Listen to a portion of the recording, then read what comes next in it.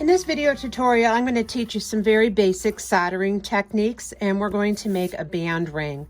If you purchase the silver kit, you're going to receive a section of domed wire, and there's enough tubing to make 2 tube settings. There's enough there, so if you do make a mistake with one, you'll have a backup piece, and then there's going to be a 4mm birthstone crystal of your choice.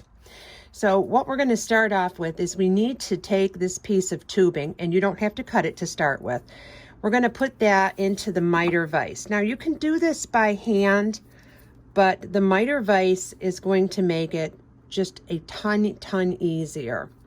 And what we're going to do is we're going to create a flat surface to begin with, because we need a flat surface in order to do proper measuring. So I just want a little of that sticking up above the miter vise. And I'm going to use a flat file. Now this is a file that's not one of my good files, because you're going to be filing against this steel. You don't want to use one of your good files. So this is some file, not sure, Harbor Freight perhaps, that this came from. And you are going to make a smooth surface with that piece of tubing.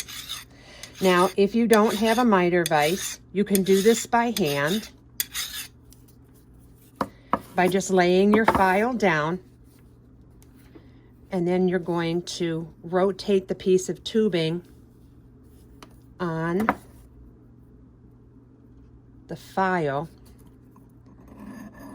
You can do an 8 shape, crazy 8 there, I like to call it crazy 8, or you can go back and forth until you have a nice smooth even surface. And you know the surface is even when the coloring is the same all the way across. I'm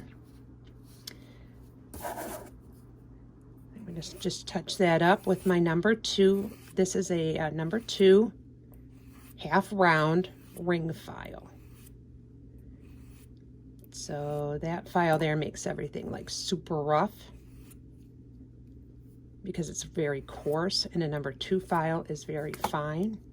So we have one surface there that is nice and flat. So we're going to do our measurement. We're going to put our calipers at 3mm. Sometimes you know it can be really difficult to get your caliper exactly at 3, but as close as you can to 3.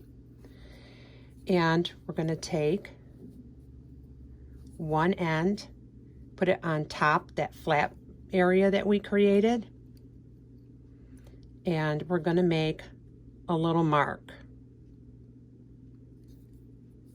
where 3mm, where you find 3mm.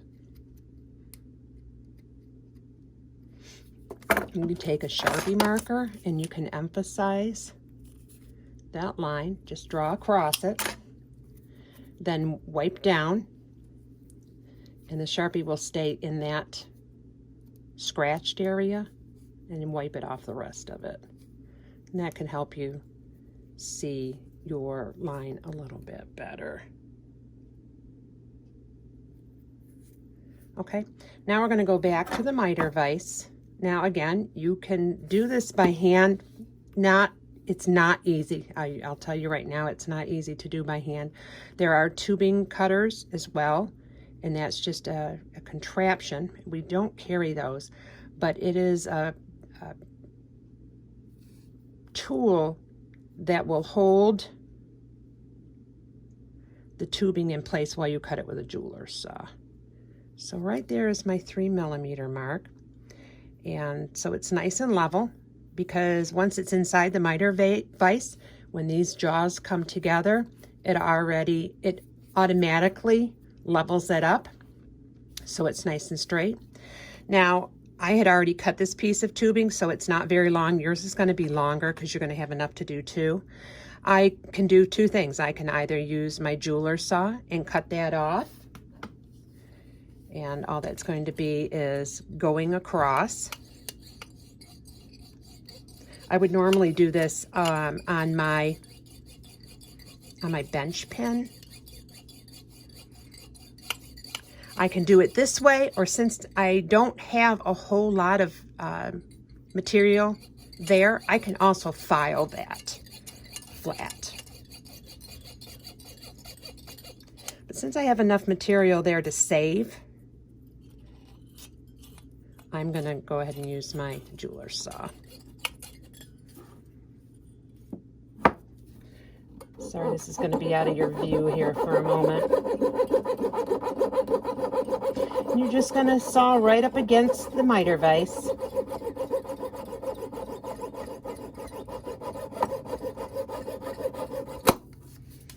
Until you get that sawed off of there. Anything rough, if you didn't get it exactly right, anything rough can be touched up with your big flat file. Now, when it's all smooth, you're good to take it out of there. Okay, so the shank here, you're going to purchase your shank according to the size ring that you want to make. This chart here is available, and what we need to determine is how long this ring shank needs to be. It's been cut a little bit longer than necessary, so we're going to have to make the final cut on it. Best thing to do, again, is to make one end completely flat. And you're either going to do that on file or on a piece of sandpaper. And in this case, I actually am going to go back to the miter vise. And I'm going to do it in the miter vise. You've got this little dip area here. That's a good place to put this because of the doming. And I only want to bring out just enough, just a tiny bit, because I'm going to file that end. So I really am not trying to remove a lot of material. I'm just trying to make that end flat. You can see I've only got just that tiny bit there. So make sure that's tightened down so it doesn't wiggle in there.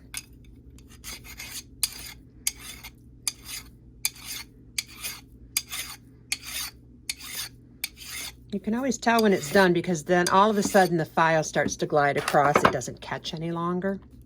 You can see the color is nice and even, so you know you have it flush.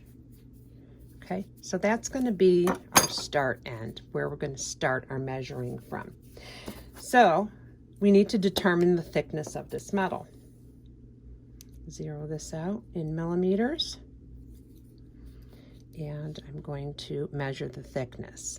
I've got 0.95. You want to measure it in a couple of places because thicknesses can vary. 0.9, 0.89. We're going to call that 0.9. So 0.9 millimeters. We have a choice here, and ours is going to fall into the middle here between 1 millimeter and 0.8 millimeters. My recommendation is to make it slightly smaller than your desired size because you can always stretch it up a little bit. But if you get it too big, you're going to have to remove material. So we're going to go with 0.8. I'm going to make a size 7 ring. So I'm going to come across from 7 to 0.8. And we're 56.5. And then the next one up is 57.2. So let's do 56.5. Maybe we'll just go up a slight bit from that. Again, bring your caliper down, zero it out. It doesn't want to zero out. There we go. 57. Let me see what that was. 56.5. So we want to go up to 56.5. I'm going to go up to 56.6. Right around in there. Now again, we're going to mark. Lay your ring shank down, put one end of the miter, or excuse me, of the caliper there, and then we're going to scratch a line in this far end.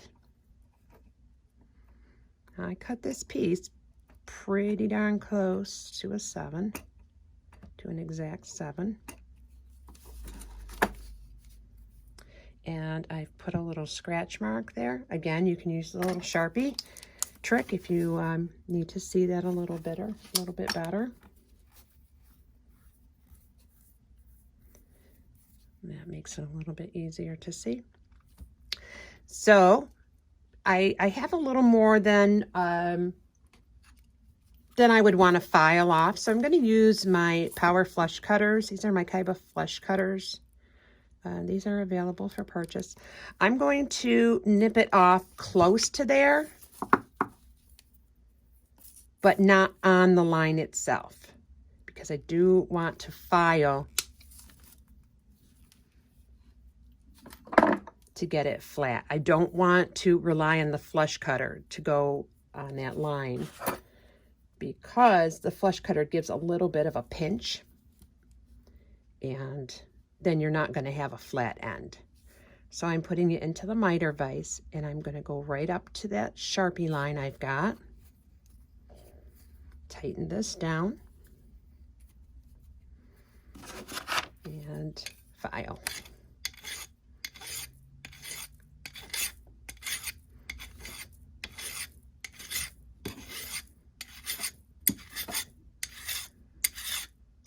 And there we go.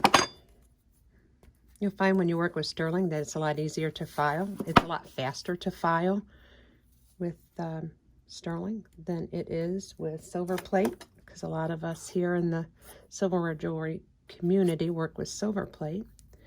So a little bit of a burr on the end. I'm just gonna clean that off. Okay. You can bend this on your bender. You can use pliers to bend this. Because it's sterling, it's really soft and it's not really super thick, so it's very easy to bend. So I'm just going to bend it with pliers. We're not going to create a round shape just yet. We're going to create more of a flat oval here. And we want to bypass back and forth, and then it snaps together. And you want your seam there so close that when you hold it up to the light, you cannot see through. Because if you can see through, then the solder isn't going to attach the pieces to each other. Okay, so check it from all angles, all the way around. Okay, let me set these aside. I'm going to be using my rotating soldering board. And we're going to be using hard solder for this. And so if you purchase one of the little kits with the solder, pre-cut solders, you can just grab a pallion out of there. If you are cutting your own solder, you're only going to cut a small pallion. I always like to put more than one out, because sometimes things go flying, and instead of having to stop and get out another piece of solder, you just have one on hand there. So we're going to put that little piece of solder there.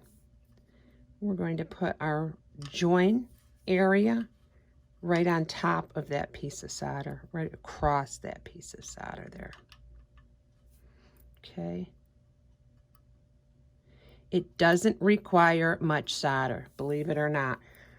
There isn't any space there, so you only need enough solder to go up that seam. There's not a lot of space there. Since most of our silverware jewelry artists do not have a professional soldering torch, I'm going to solder with the butane torch. So I've got my Mighty Flux. Let me just back out a second so I can show you. I've got my Mighty Flux here. and I put it in a spray bottle. So I'm going to spray the surface all around there. We'll go back in. I'm going to light my torch.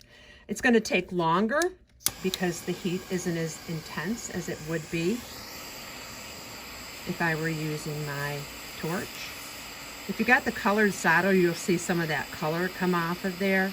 Doesn't affect the soldering at all because it burns off before it reaches temperature where it flows. So it does not interfere with the soldering. So we're heating the entire piece. You don't want to heat just the join area. It's not the flame that is going to cause the solder to flow. It is the heat of the piece itself. So you want the entire piece to be heated sufficiently. And I am running out of gas, so I'm going to switch torches quick. Another little backup butane torch here. Having a full torch really helps, and you can see the solder flowed right there. Okay, so we're going to let that sit just momentarily. If you want it to cool down faster, you can set it on a metal surface, and the metal will draw the heat away. Okay, let me back out of here. And I've just got a little cup of water here. I'm going to quench this, and I'm going to drop it into my pickle pot. And I'm going to let it pickle for a minute or two until it's all clean, and then we'll come back and go from there. Okay, fresh out of the pickle pot. Probably could let it sit back in there a little bit longer to let it get a little bit cleaner, but I'm not too concerned about it because we're going to be going through other steps.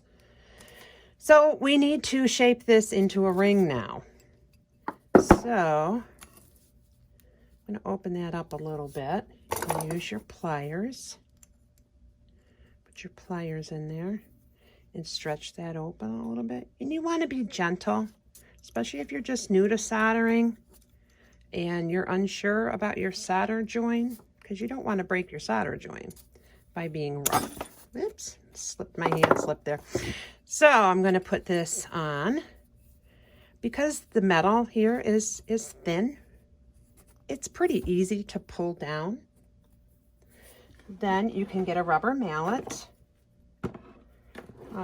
In my case, I have this little orange weighted mallet that I use frequently. And as I'm tapping, I'm pulling with my finger. And we're going all the way around. Now, because the mandrel is tapered, you don't want to do all of your shaping that way. You want to flip the ring around, because what ends up happening is one side will be wider than the other side. And you can see I'm just about at a 7 there. I can tap it down. Because the metal has been annealed also at this point, it's pliable and easier to form. So you can actually do a little bit of stretching.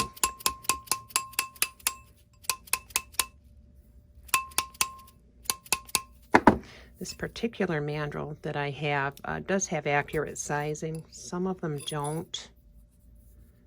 Now you can see when I flip that around, it's not coming down to a 7. That's because this end is a little bit wider. So we're going to widen out both sides so they're equal.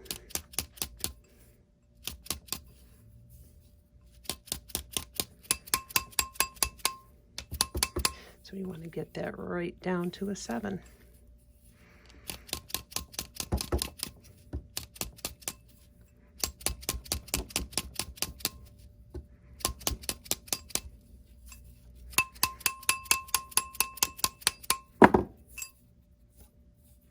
Okay, check. And that actually needs to come up yet. So I'm gonna tap that down a little bit further. I'm actually gonna lay it down here.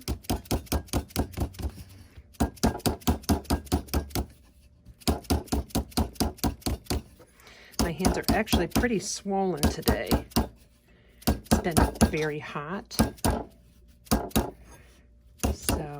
My rings have been fitting very tight with this warm weather. So it's probably not gonna fit a 7 like it does normally.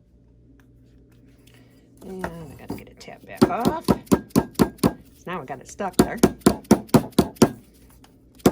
There we go.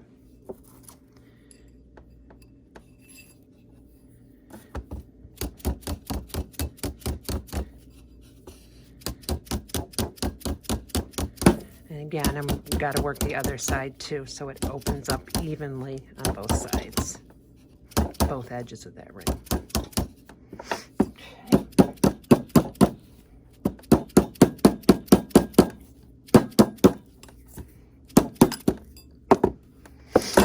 Okay. Alrighty, so there we are with the ring. Now, if you find any little wrinkling or crinkling on the edges there, don't be concerned about it at this point, because these are things that we're going to clean up later on. So I've got a little bit of excess solder right in here, and you can see how tiny that little pallium was that I used, and that still gives me excess solder. So what we're going to do is we're going to remove that excess solder using the number 2 ring file. We're just going to remove that extra solder, that excess solder there.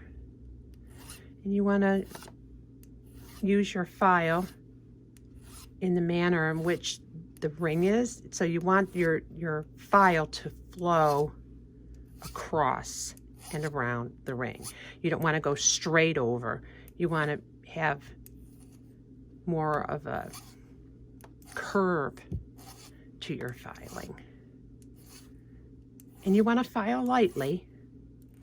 If you're used to working with silver plate, you have to file fairly aggressively in order to get the material work down, and sterling is an entire different bird. So you want to go gently with that. Okay.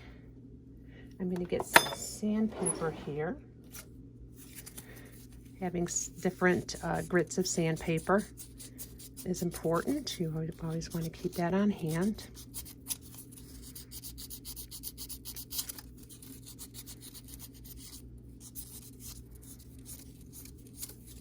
And we're going to we're going to sand that seam now. Because what you're trying to create here is a seamless look. You don't want to see your solder seam. Best soldering is when you don't see it at all. That can also prove to be a little difficult when you need to locate a solder seam, because if you've done a really good job, sometimes it can be difficult to locate a solder seam. So I'm going all the way around here with this. This is probably, I'm not sure exactly what the grit is on this, because I just grabbed it out of my drawer, but it's probably 220. And some of those little edges that are a little bit wonky right now, they're getting cleaned up. I also want to take the ring, go in a circular motion. Make those edges nice and smooth.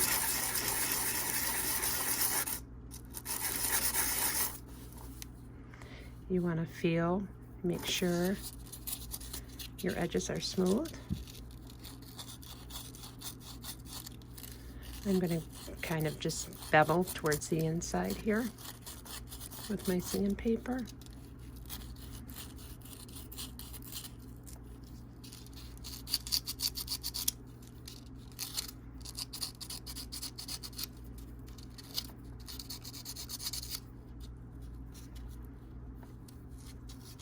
At this point, you'll be able to still see your solder seam because you haven't done anything to the inside. And it's going to be important to know where your solder seam is, because when we put the tube setting on, we don't want it over the solder seam. So I'm just going to clean up the inside a bit.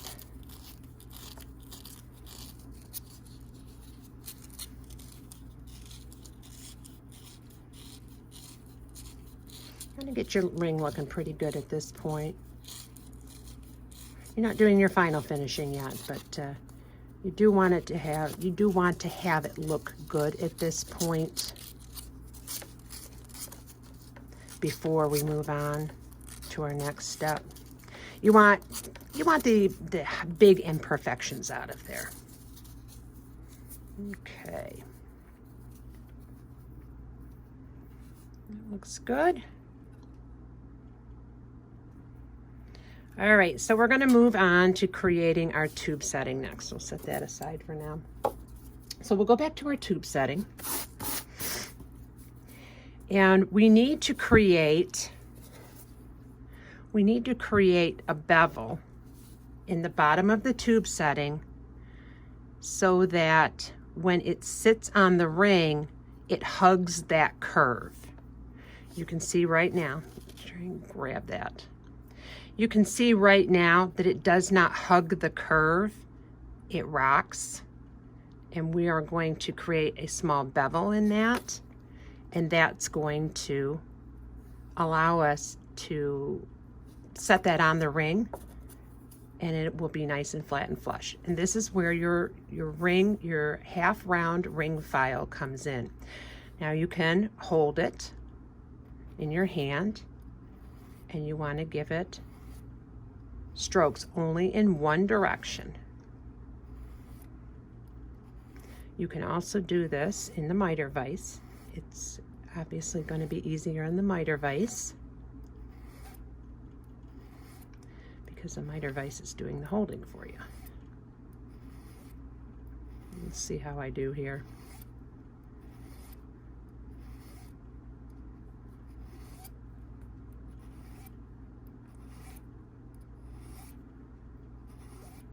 And because this is curved here, it's creating a concave area. Let's see if I can show that to you. Can you see that? The concave area there. This is not a real high dome, so we don't have to make a huge adjustment. Okay, we're getting there. You see I still have a little bit of a gap there. We don't want any gap there. So I'm just going to continue to do this by hand. I seem to be doing pretty good by hand. Got to find the direction of my curve. You don't want to vary the direction of the curve. Otherwise you're going to end up, having to adjust again, and then you're going to end up with your tube too short. Which is, like I said, was why I like to have my tubes a little bit longer to start with.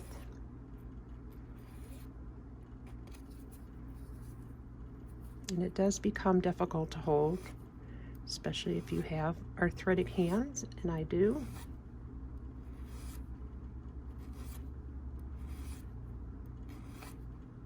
So you're just going to keep filing.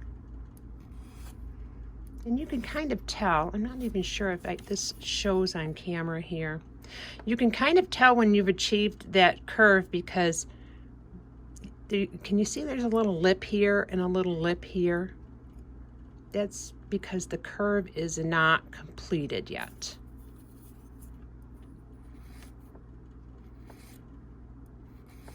So when the coloring is even all the way across,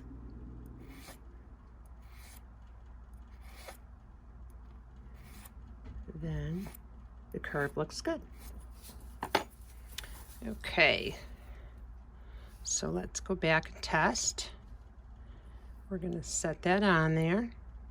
What we want is to not see any gap there.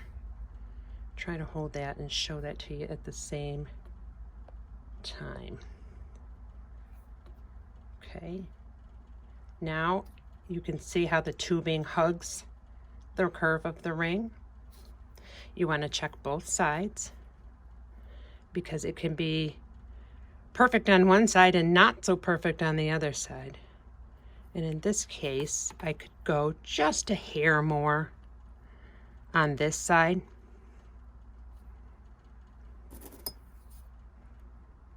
Just another hair.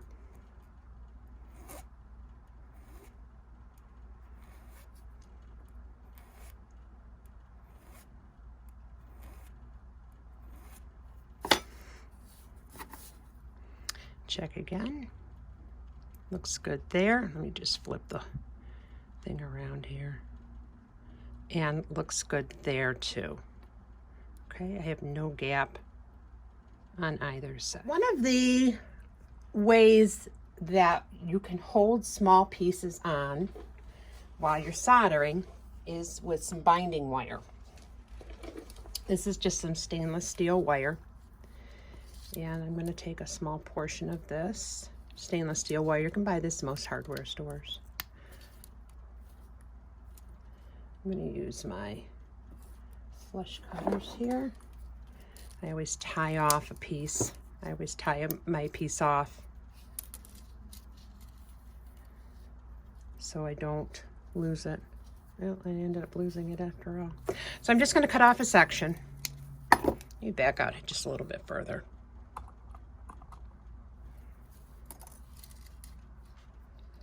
No, I lost the piece I had. Okay.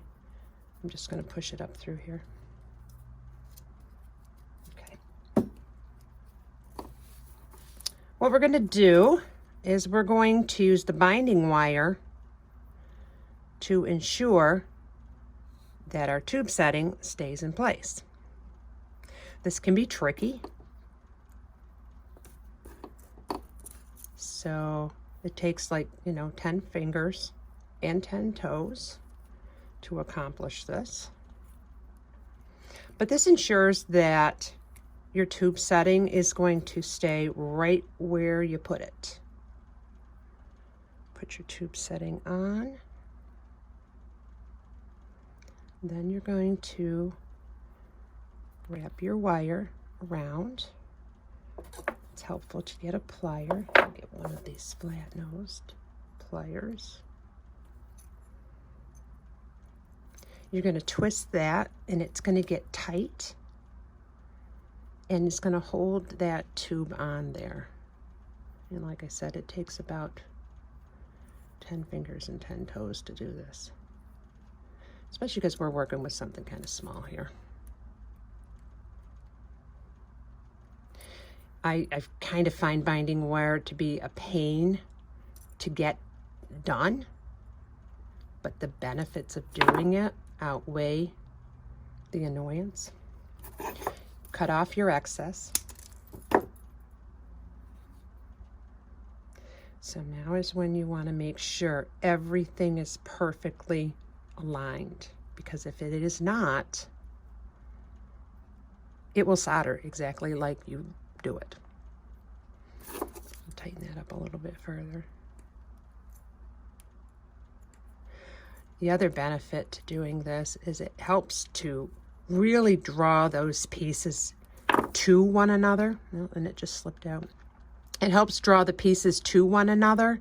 So even if you do have a tiny, tiny bit of a gap,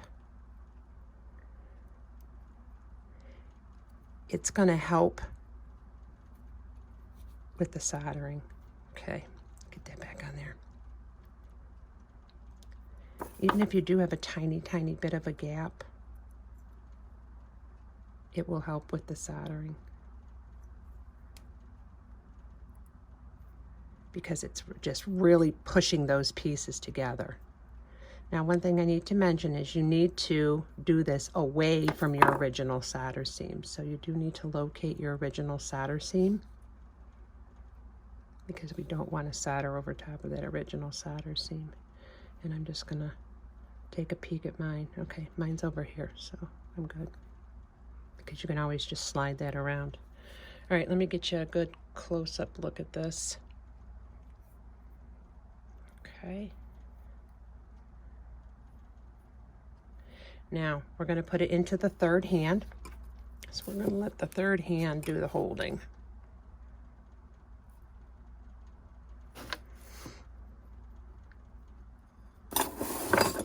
Do this over top of my solderate board. That way, if something drops, it drops on that instead of on the counter. Oops, and look what I just did. Knocked it right off. Okay, that's all right. Stuff happens.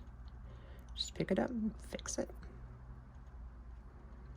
Just slide it right back in there. And then I gotta find it on the floor.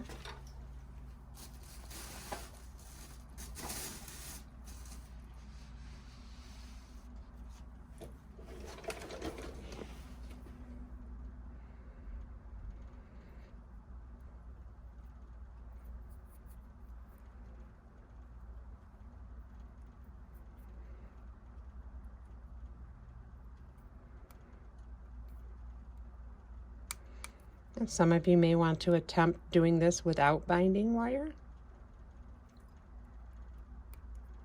which obviously, you know, you can do. I've done it without binding wire. But as a beginner, I think it's important to try and learn things, kind of the path of least resistance, and make things as easy for you as possible. And even though this seems like a pain,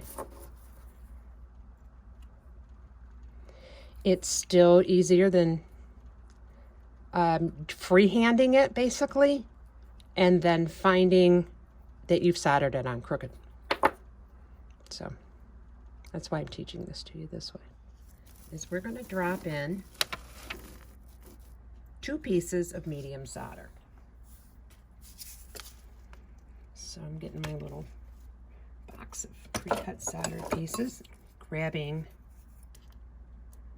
2 of them, and one at a time I'm going to drop them down into the bezel. Drop them down inside that bezel, which can be tricky because, oh, let me get that hard one out of the way. So it's nice because these are colored, so I know which one's which. When they're not colored, it's like, okay, I just dropped that down. Now which one is the hard and which one's the medium? And we're going to drop that down inside. Let me come from this angle. And then I'm going to drop one more down in there. If you do buy this little solder box of solder from us, all the pallions are exactly the same size, or they should be.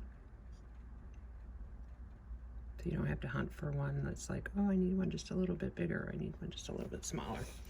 Okay, I'm standing up there, stand up above my work, and make sure they are dropped down in there, not just caught on the side.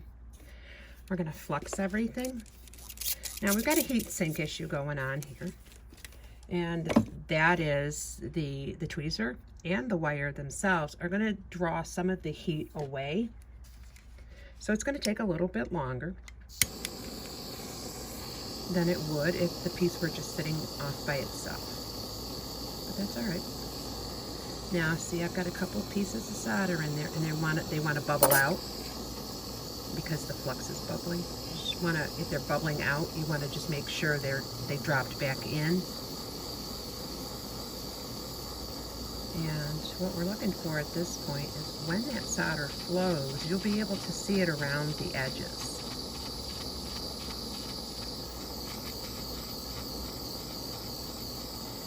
You'll see the solder come out. You'll get it shiny right around the edges where the bezel and the ring touch each other.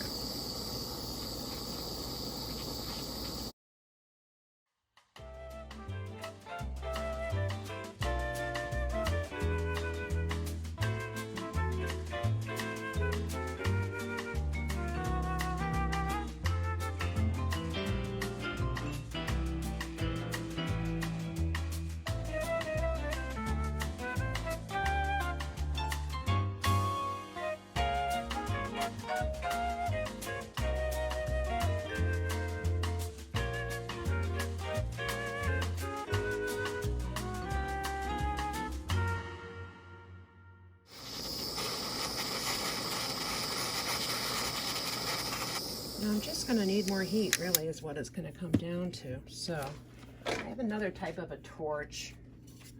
I'll show this to you in a moment, but I don't want to let this get cold. Another type of torch. Just puts out a lot more heat.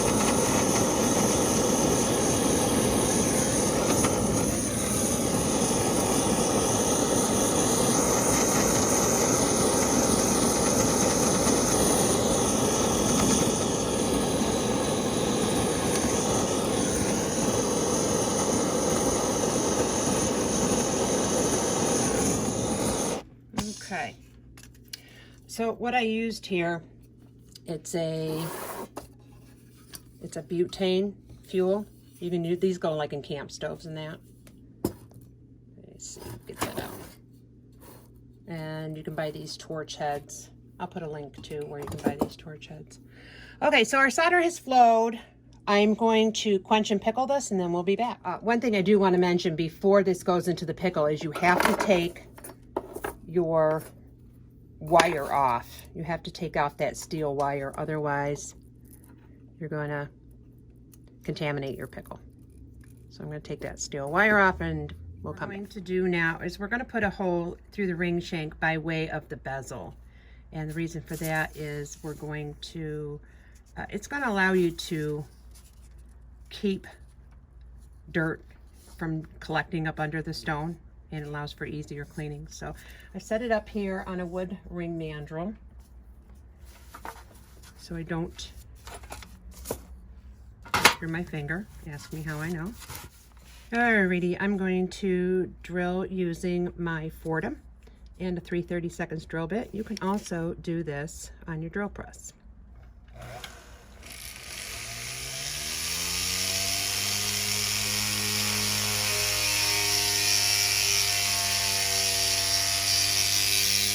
It gets hot, so you have to keep your fingers away. Just let the drill bit do the work.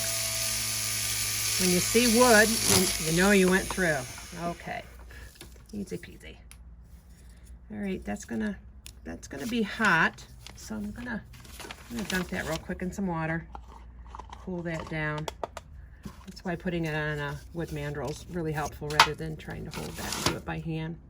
Okay, there's going to be a little bit of a burr down there. You want to make sure you get that centered pretty good because you don't want to bust through the edge. If you want to use a 1/16 inch drill bit, you know, instead, just to ensure that you don't accidentally get too close to the edge, then by all means do that. So what we need to do now is we're going to check the ring shape again, because sometimes things get a little misshapen and wonky when you've been working on them for a while. I just want to ensure our ring shape is correct.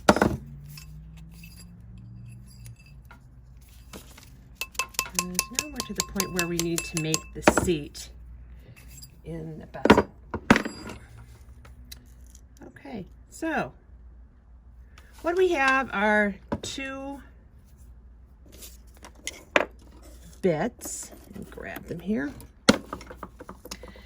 If you bought the bits from us, you're going to receive a 3.7 millimeter round and a 4 millimeter stone setting bit.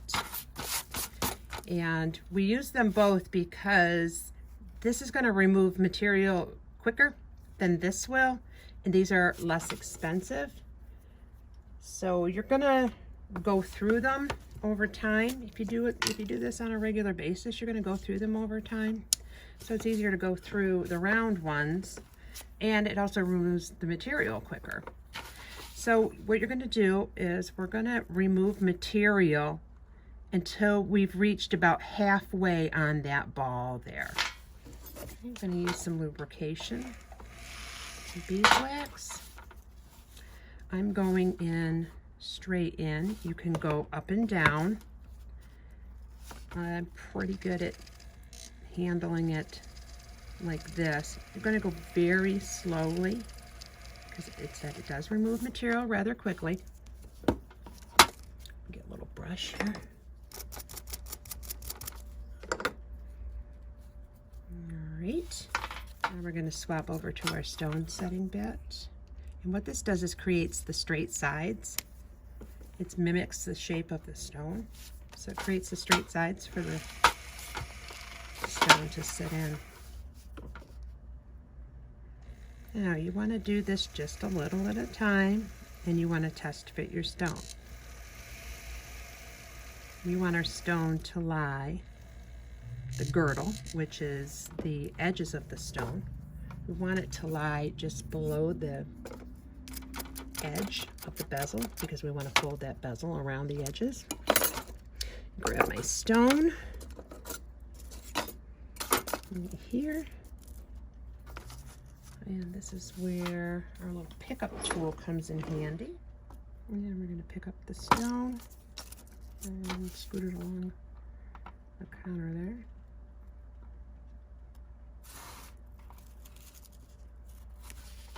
And we're going to set it into the bezel.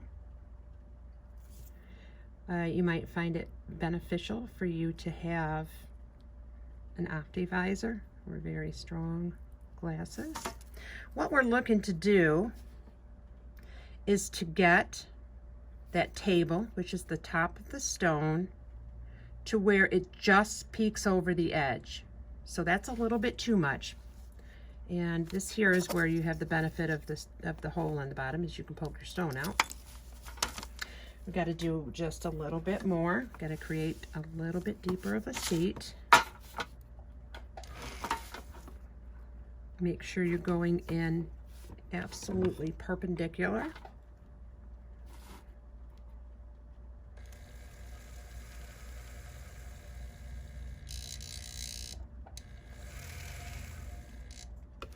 If you do happen to remove too much material, you can always file down the top edge of your bezel, but you're not going to have a tremendous amount of leeway because you don't want the point of the stone to come through the hole in the bottom.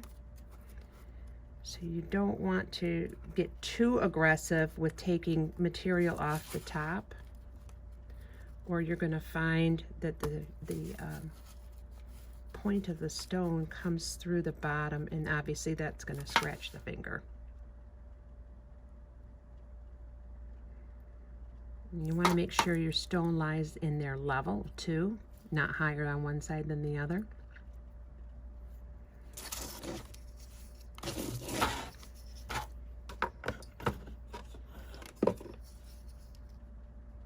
Pop that up a second and try and get it more level.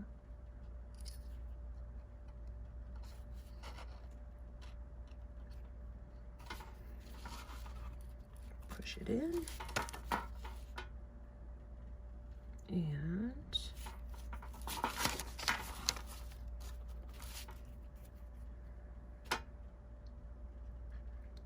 we have that edge, the table, it's peeking just above the top edge of the bezel, and I think that looks good.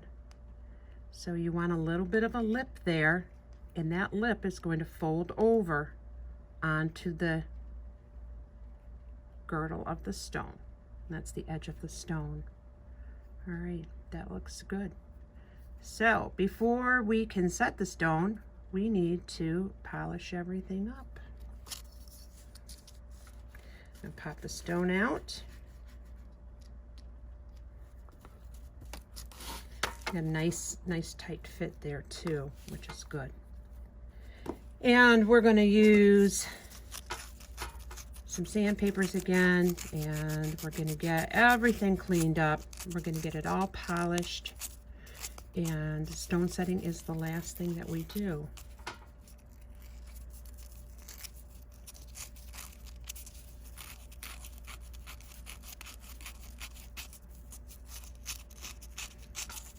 So you want to use progressively finer sandpapers till you get up to the highest grit that you have.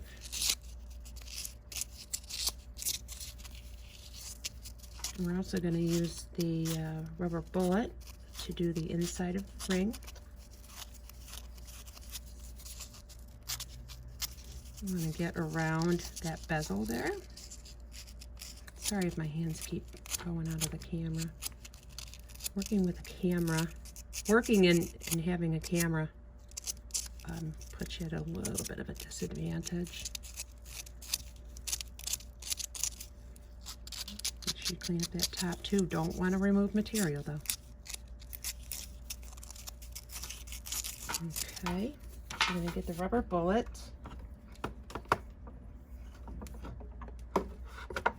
Chuck that up. And we're going to do the inside of the ring.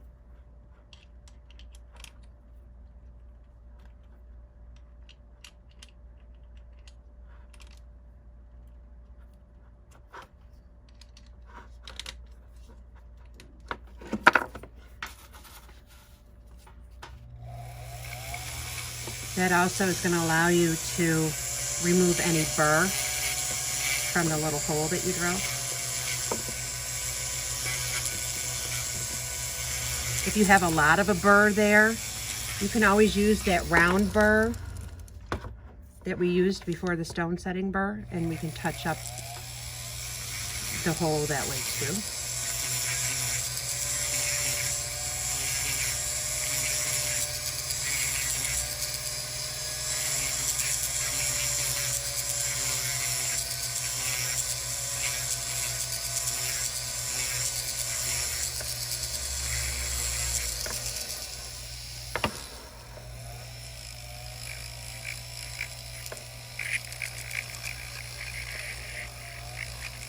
Do a little bit of a pre-polish here.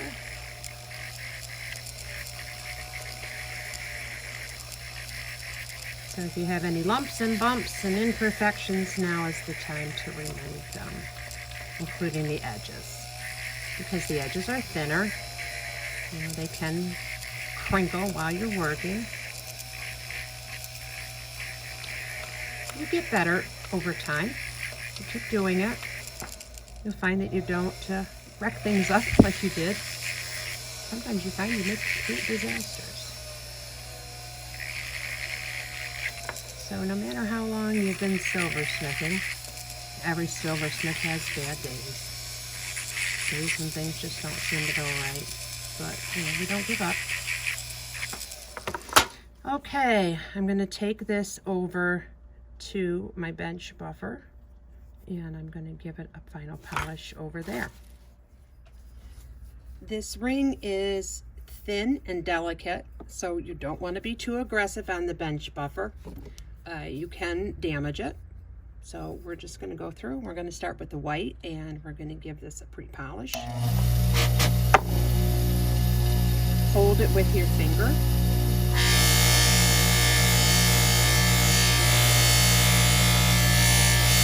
I'm not going to go directly on top of the bezel because I don't want to remove any material. So I'm going to go along the side.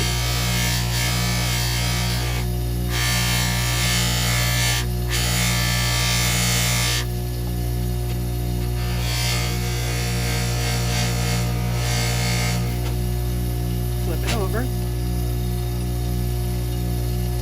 Again, going along on the side of the bezel only.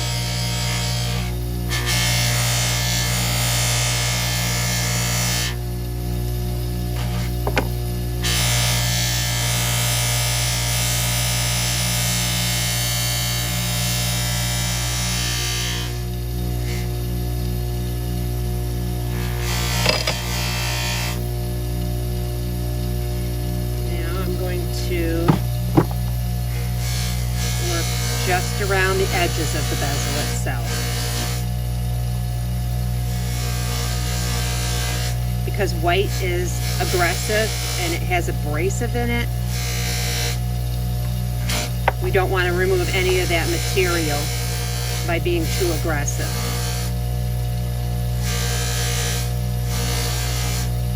You can also do this type of work by hand.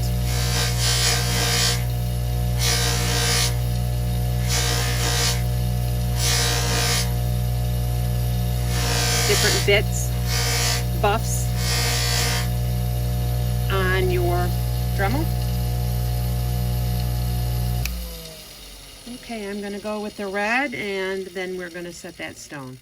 Here comes the fun part. This is where you get to put the stone in. So we've gotten everything all polished up, cleaned up. I put it in the ultrasonic too because you get a lot of muck in there from the polishing compounds, and the ultrasonic really helps knock that out. So if you have any debris left inside the bezel, that's really gonna take away from the beauty of the stone, because that darkness is gonna show. So you want to make sure that's really cleaned out in there. And what I like to do, just to make sure it's clean, is I take some paper towel along with my soldering pick, And I just go around the inside edges and make sure that's all clean there. Okay, so put your stone upside down. Makes it easy. And we're just going to lower the ring onto it. Press.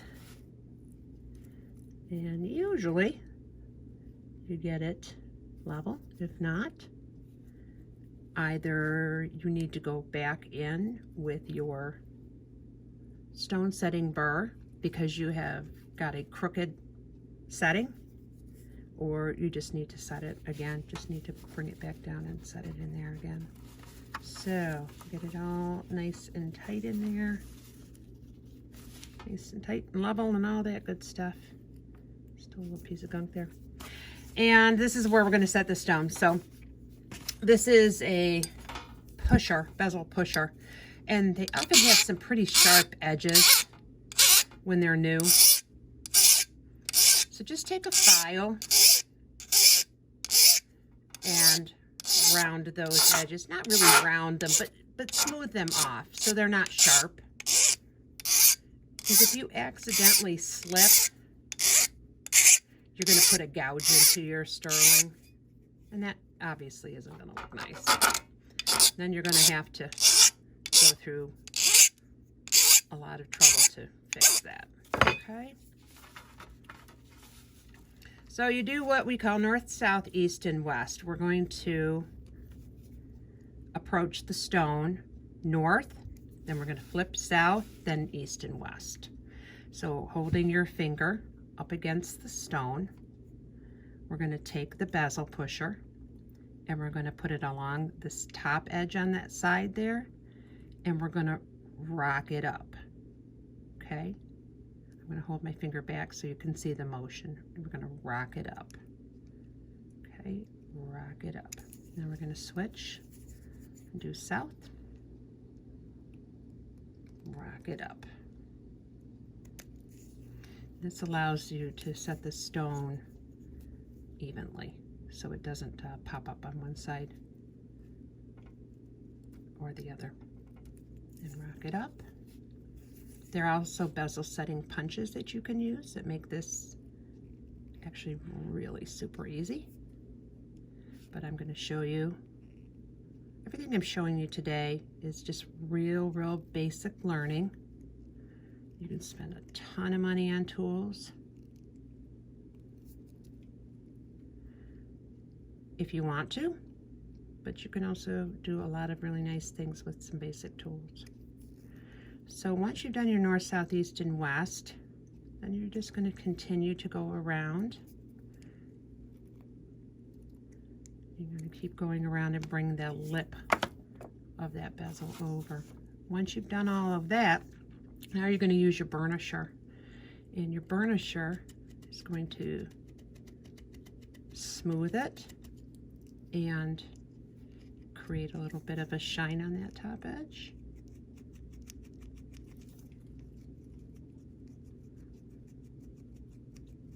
Just press it firmly.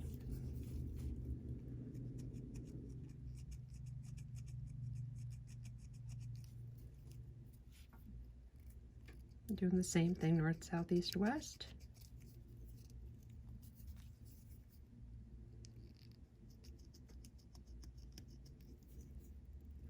So just because I'm showing you something, it's never the definitive guide on how to do something. I always like to tell people that I'm self-taught, so it might not be textbook stuff, but it's what I've learned and what works for me, and sometimes I relearn things and do them differently later on.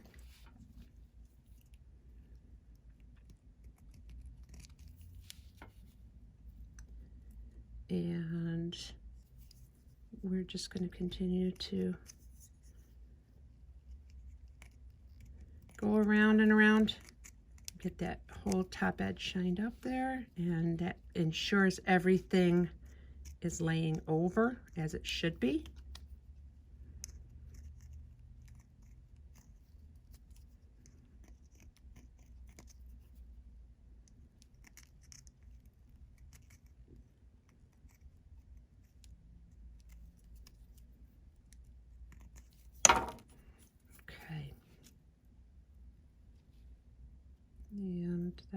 looks good. So I'm just going to show you here. You can see how that top edge here is bent over. And it's nice and shiny. That's from the burnishing.